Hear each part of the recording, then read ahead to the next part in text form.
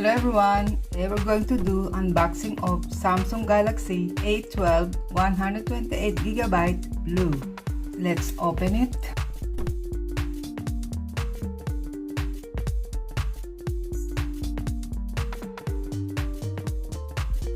I wear gloves so I won't scratch it.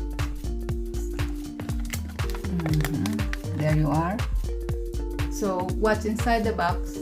Cable for charging, the socket for charging, and the pin for opening the SIM card slot. Here is the cell phone, of course.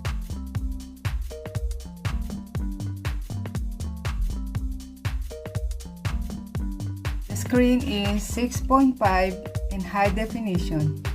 It is 8-core, 4GB RAM. There are 4 cameras in the rear, 48, 5 to 2 megapixel, and 1 camera in front, 8 megapixel.